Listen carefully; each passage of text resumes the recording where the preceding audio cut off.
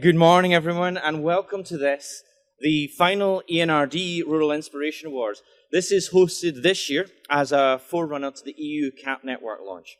But we hope that Rural Inspiration Awards will be a feature of that in the coming years. My name is David Lamb. I'm from the ENRD Contact Point, and this is my colleague Irina Latina, and we'll be your hosts this morning to guide you through the process, to introduce the project, the very excited project finalists, and to help give out the awards. We are joined by many project finalists today, national rural networks from across the EU, and by a wide range of stakeholders, including managing authorities, paying agencies, researchers, advisors, LAGs, operational groups, and European organisations.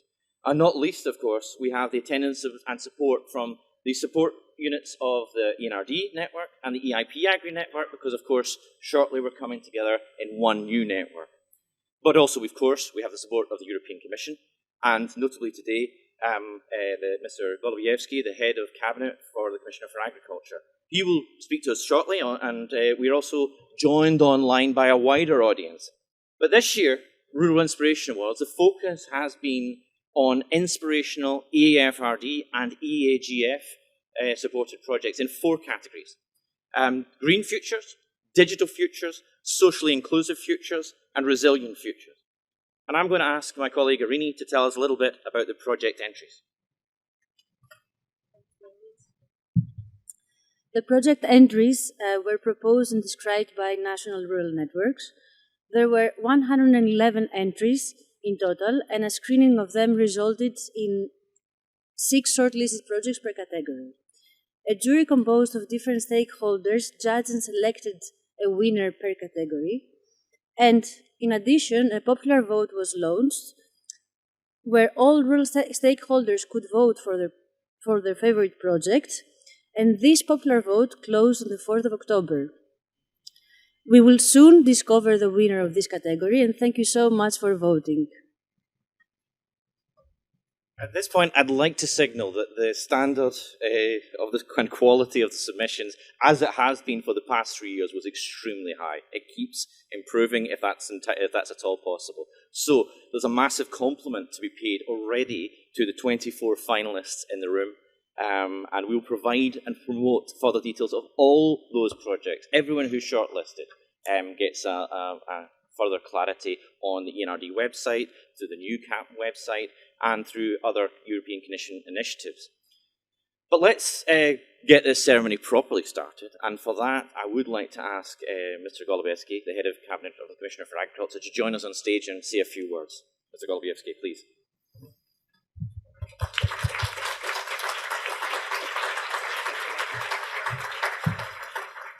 Good morning.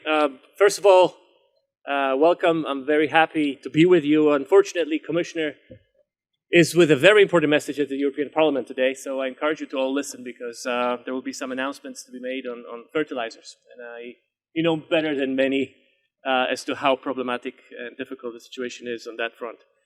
But we are here for a joyful reason. So, dear colleagues, ladies and gentlemen, Director Mihail, all the networkers, members of organizations, everybody in the rural development policy, all of you who watch us on web stream, welcome. Thank you very much for joining us. I'm very happy to be here. It is a real great pleasure that I join here, all of you today.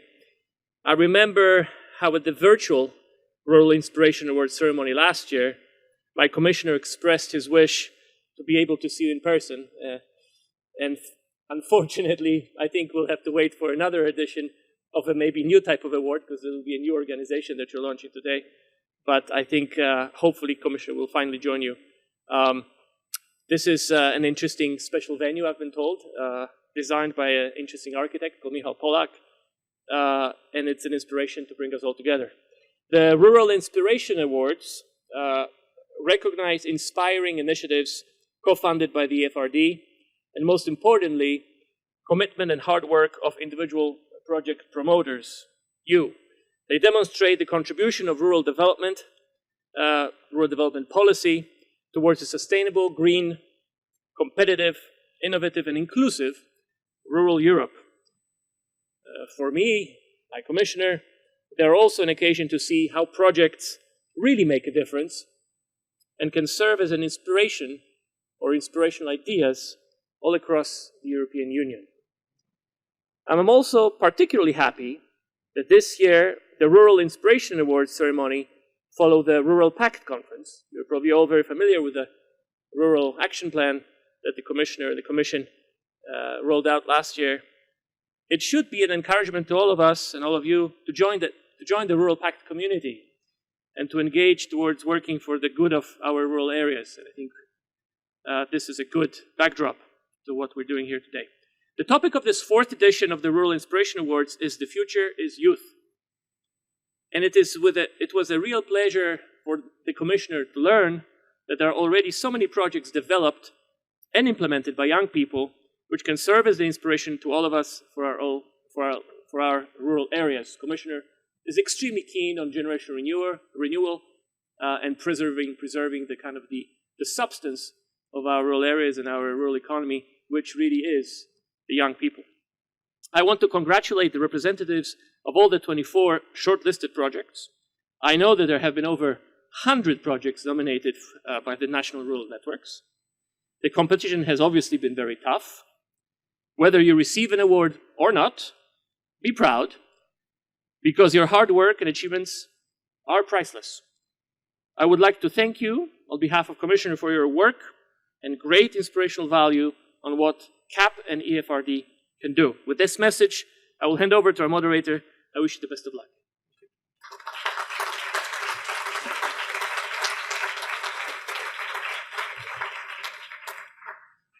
So thank you, Mr. Golubevsky, for those warm, welcoming words. So what's next? Oh yeah, the awards themselves. I think they've been waiting for those. Okay, let's get on with those, shall we? You've waited long enough. So our first category, Irini, would you like to introduce? Of course, thank you, David. So we will now turn to look to some of our colleagues who are going to introduce the categories and also indicate what the jury was looking for in each category. Firstly, we go to our colleague Beth Dooley, who is going to introduce the shortlisted finalists for the Green Futures category.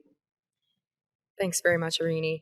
So this category looked at projects under the heading of Green Futures, projects or initiatives addressing or mitigating climate change, demonstrating sustainability, and contributing to the green recovery.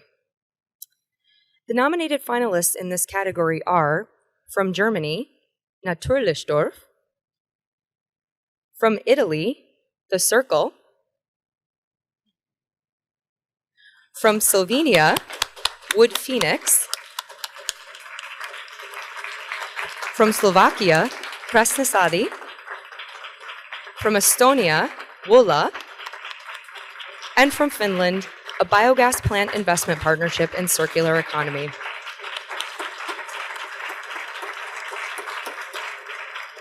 Thank you. Now we have time for a few quick questions to a few of the projects.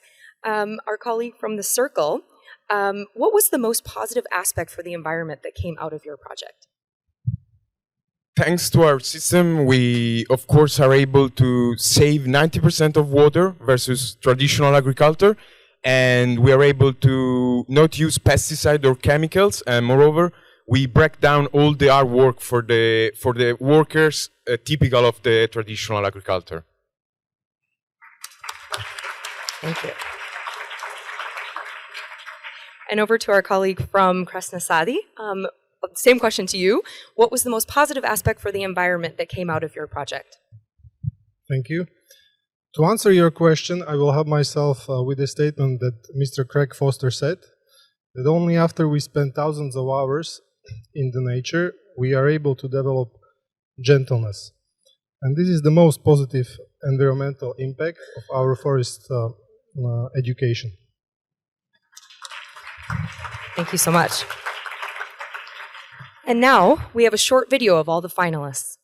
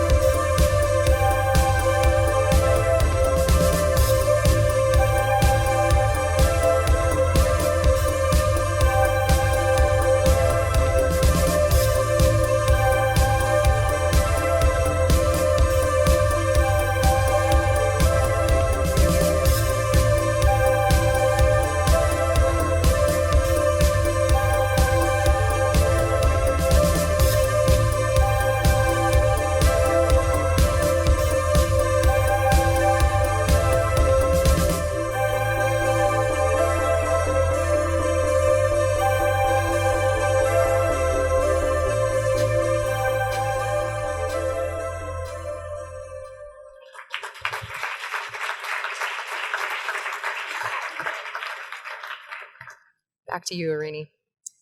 So in this category, the jury felt that it is very important that technology is used well, and where relevant is helping to create greener and better landscapes. But I think it is also very important that people are a transforming influence in creating green futures in rural areas. So, Mr. Kulubievsky, may I ask you to announce the winner, please?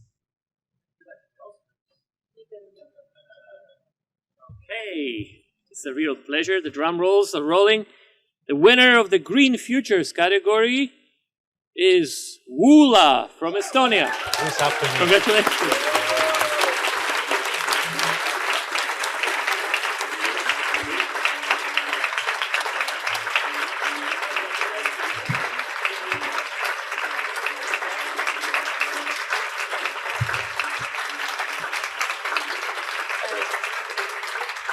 Would you like to say a few words about the project? You don't have to. I'm very happy, but the problem is actually, unfortunately, there is no representative from Wula project at the moment, and I'm from Rural Network in Estonia, so I'm representing them, and I'm super proud. I have no words actually. I'm super proud. Thank you very much. Thank you.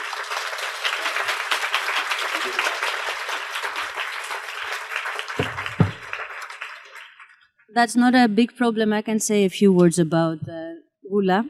So, congratulations.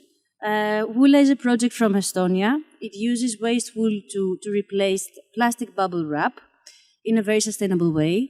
It involved a range of actors and especially farmers. And the jury highlighted the project's transferability, innovation, and more potential for further networking. Thank you.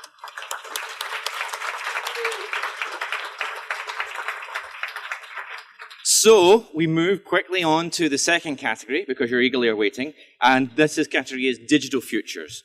My colleague Enrique Nieto is sitting with the projects. Enrique, can you introduce the category, please? Thank you, David. Under this category, we look at projects that show a sustainable approach into advancing into the benefits of digitalization in both rural development and in agriculture.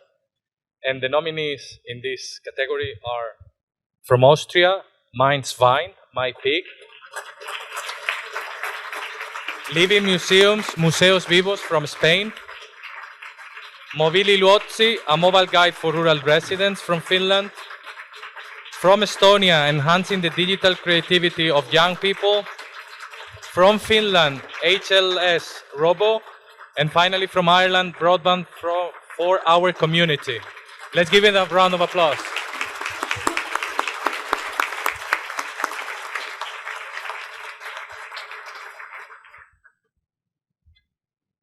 Thank you. And I will ask some questions to some of the projects, and I will start with the Spanish nominee, Museos Vivos. Eugenio, what would be the most transferable aspects of your project that others can inspire?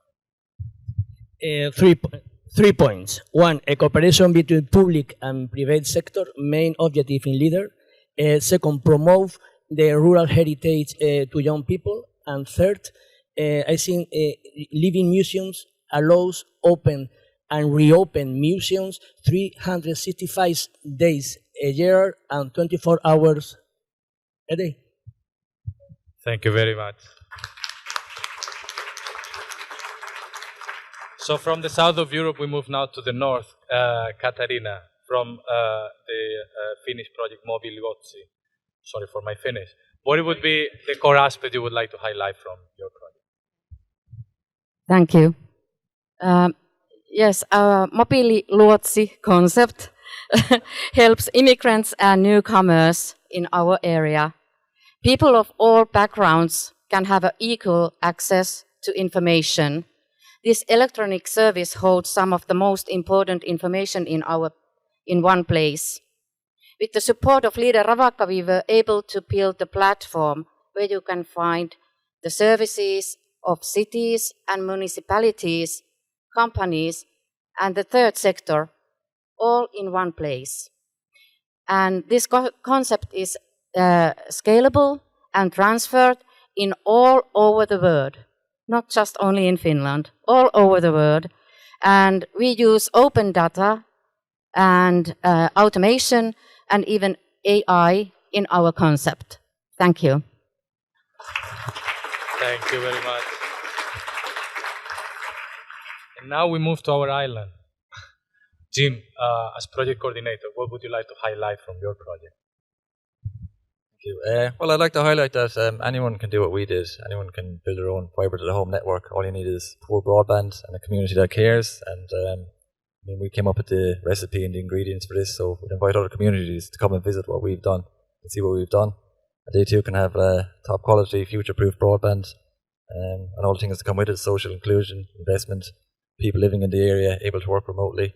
It's brilliant. It hasn't been easy, but it's been very enjoyable. Thank you.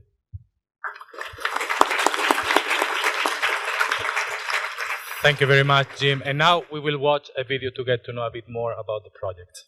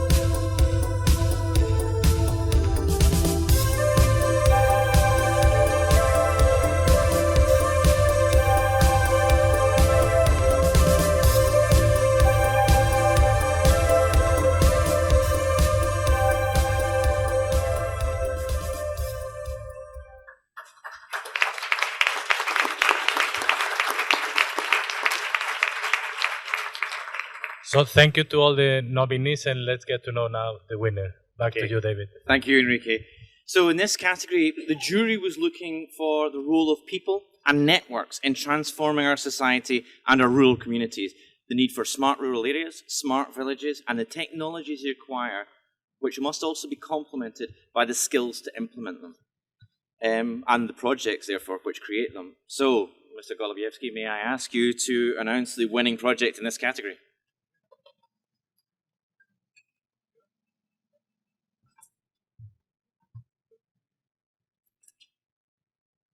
Here we have the winner of the Digital Futures category, and the award goes to Broadband for Our Community from Ireland. Congratulations.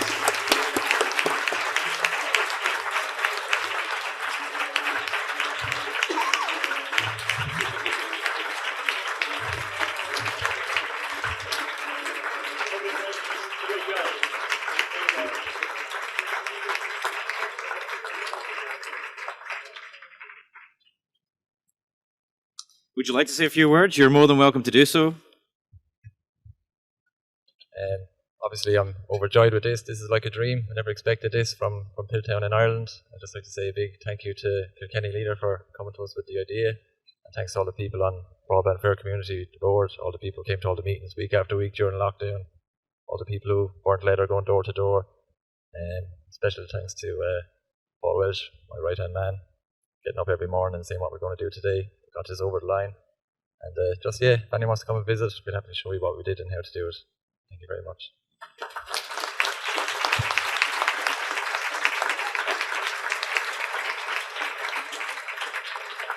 We're not quite done with this category. Sometimes the jury will have a really difficult time, and it had a difficult time in everything, trust me, in finding one winner. But sometimes they wanted to award a special recommendation, a special commendation to one other project. And in this category, they asked that we give special commendation to Mein Schwein from Austria. So there's a certificate for you if you'd like to come up and collect it.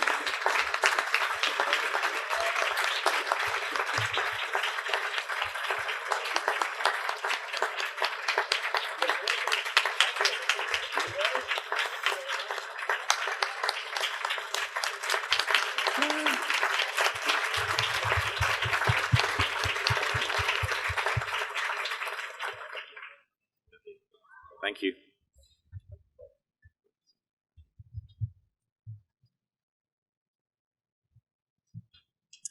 Our third category is socially inclusive and innovative futures.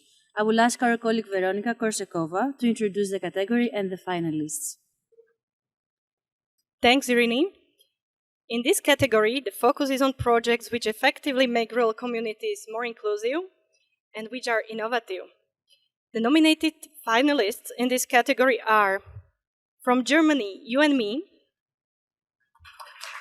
from Finland, the most pessimistic town in Finland, from Poland, Traveling Creative Workshop, from Estonia, Tartu County Youth Foundation, from Greece, Axiso Workshop, and from Romania, Center for Social Inclusion. Thank you. Now a quick question to some projects. So, colleagues from the most pessimistic town in Finland, what was the key added value of your project to your region? I don't know if there is any additional value.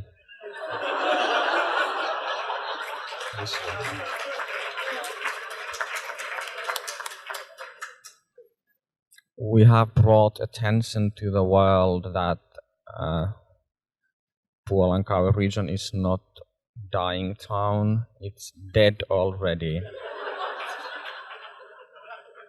Thank you. Thank you very much. So how about added value of Traveling Creative Workshop from Poland? It's maybe other product. Every week with our traveling creative workshop, we go to the smallest village in our region, and we give inspiration and we give possibility to meet very interesting people, and we build the new competition because we meet people with the technology, but we meet people with creative people, artistic. So it's our added value.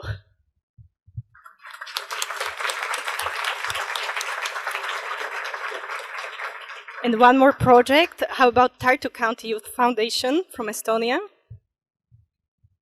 Yes, I think the biggest value was that youth actively participating in rural development, and also that they have courage to come with their own ideas to support local communities. Thank you all. And here's a short video of all the finalists.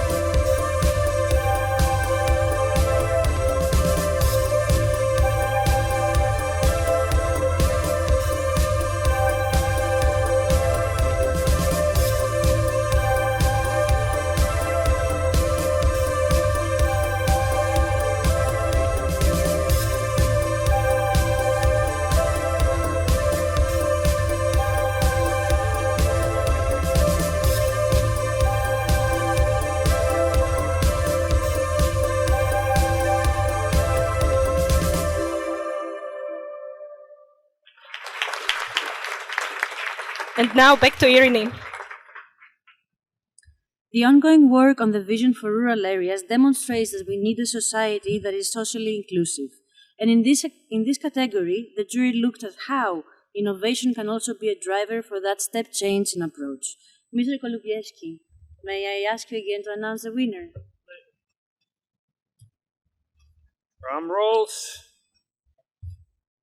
And the winner of the Socially Inclusive and Innovative Futures category is Center for Social Inclusion from Romania.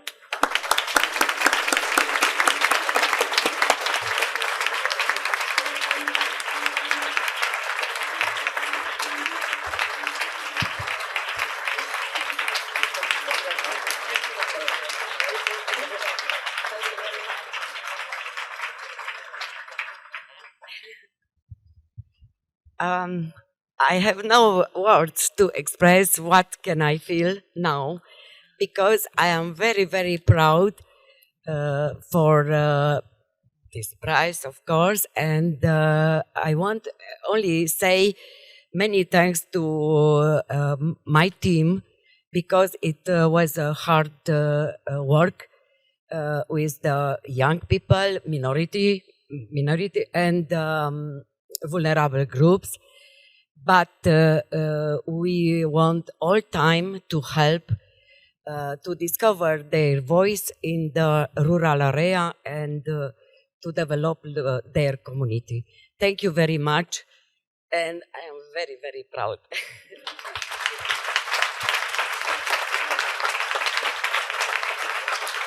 Congratulations.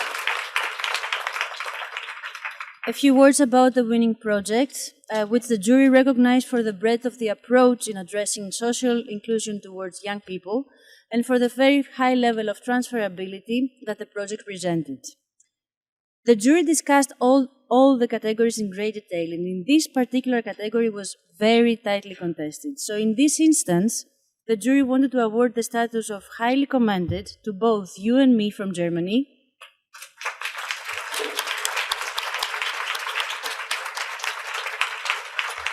and to Axizo from Greece.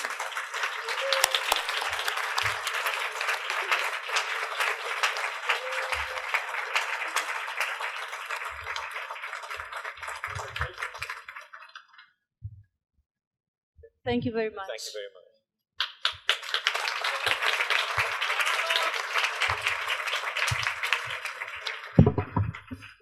So, 3 down, 2 to go. The next category is Resilient Futures. My colleague John Grieve is going to introduce that.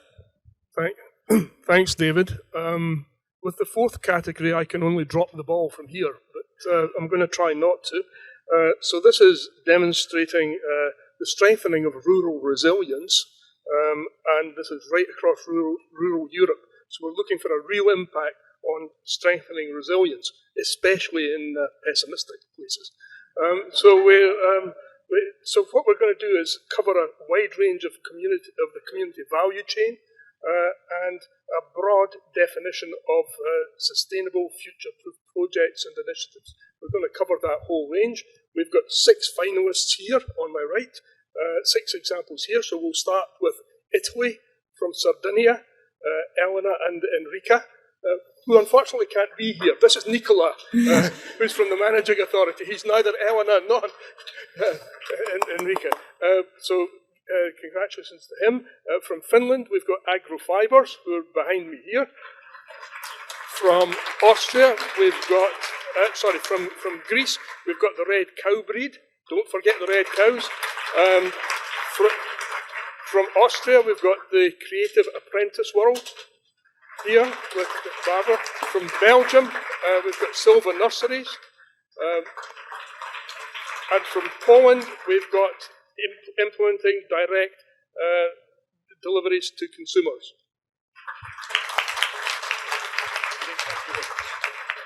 So, firstly, before we get on to the awards, I have a couple of questions too. Just surprisingly, you may have noticed this trend.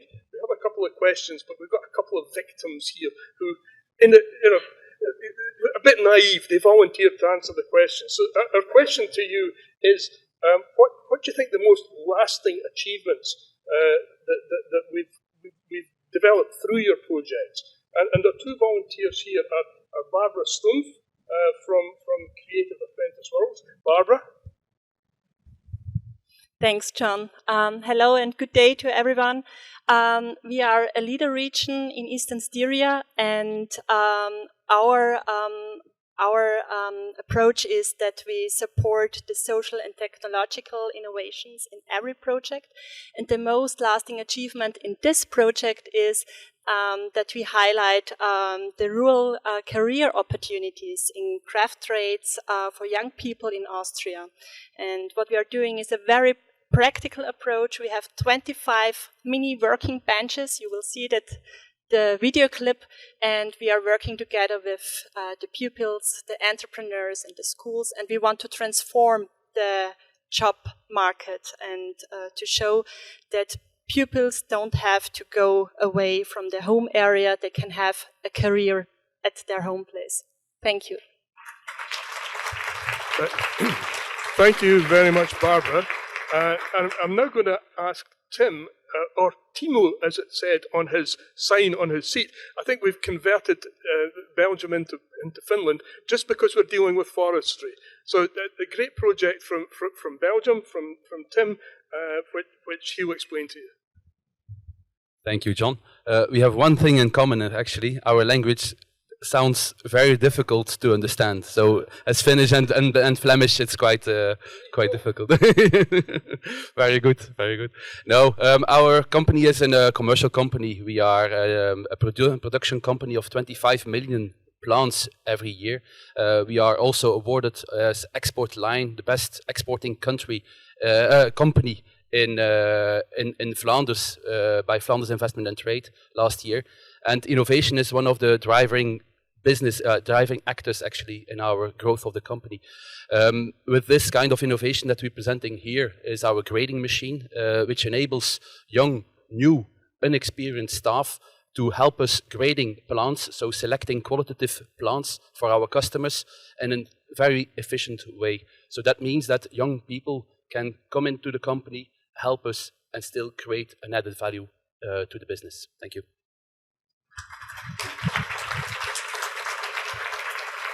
So thanks very much, Tim, and really linking up the different elements of rural resilience there.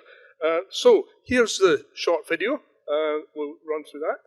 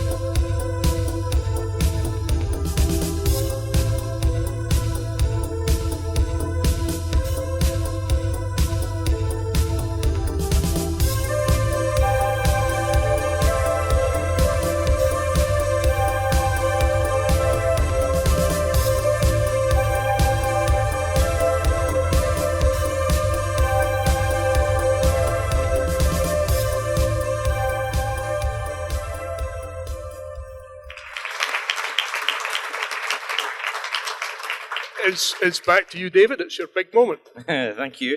And just a little reminder there, we've seen now the video material. I hope you've not all felt tempted to explore these projects further and just see the real value in all the projects. So we do commend you to look at these projects, look at the website and explore them a little bit further. For this category, the jury felt that it was vital to show how we need agriculture and food production to be resilient in these challenging times. And this means that both the projects and the people behind them should be inspiring. Mr. Golubieski, may I ask you once again to announce the winning project, please?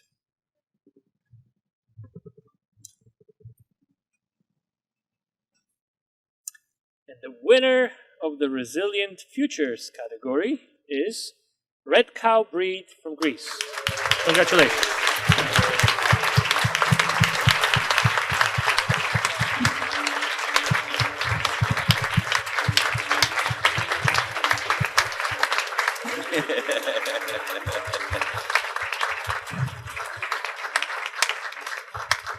Thank you very much. I'm very proud of this. I have to say that I'm not the official representative of the project because they couldn't be here.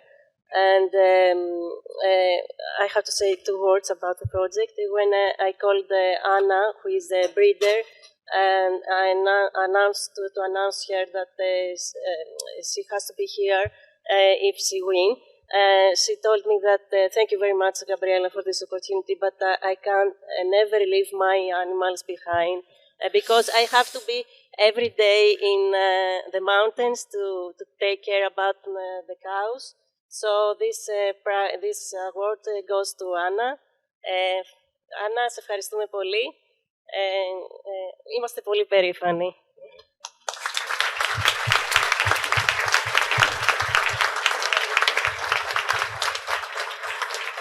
Thank you.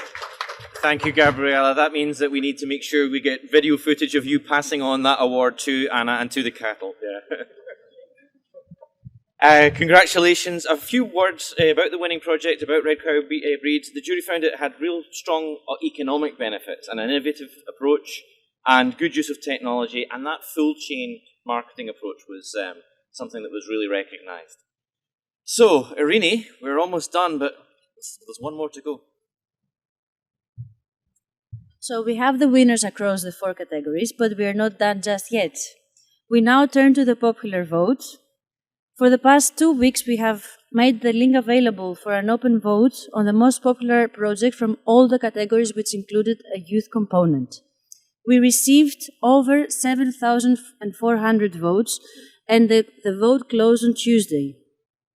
So now that the voting has closed, we have counted and checked all the votes, and we can now reveal that the winner is...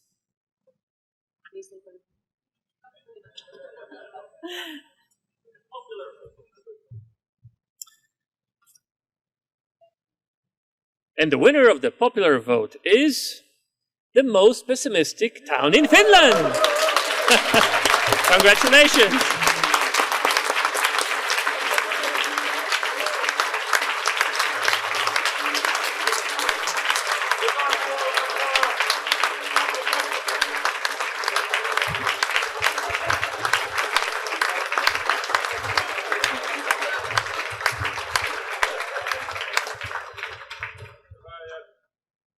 Oh no.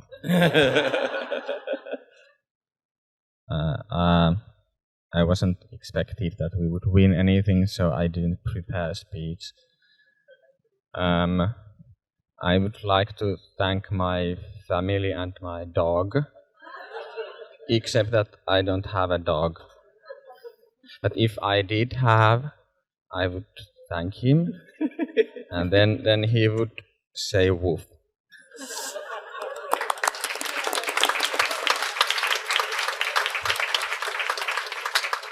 Also, I would like to thank all the pessimists around the world, and also in Puolanka for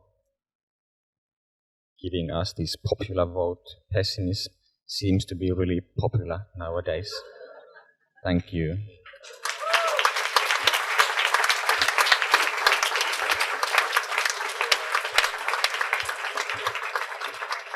We are so pleased that we can send you back to Finland with a real sense of, Optimism. sorry if we've damaged that anyway.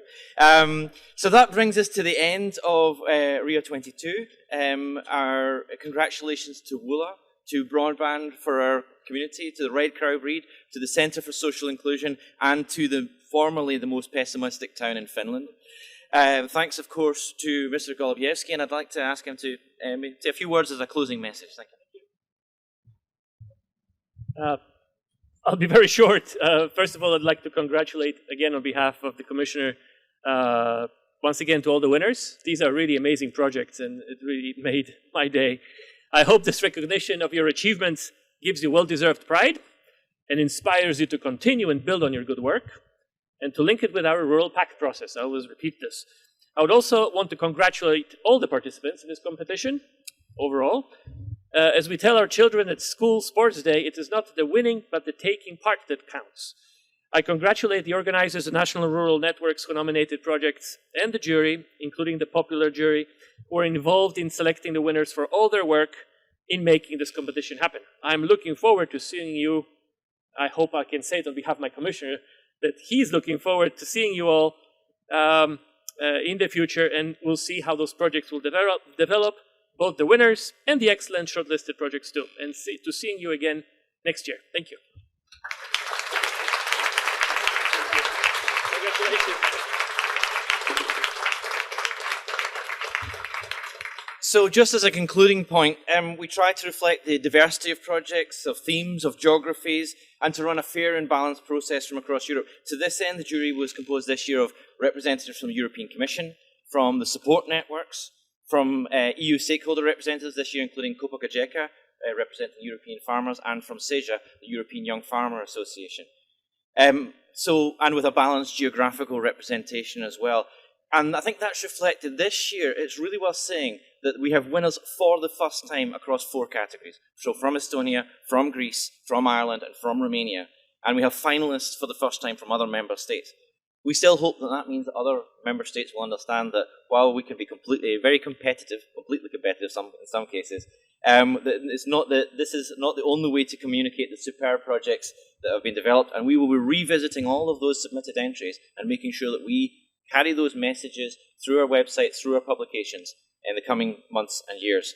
The real prize for us is that these projects deliver, and that's the real value in recognising them through the Rural Inspiration Awards.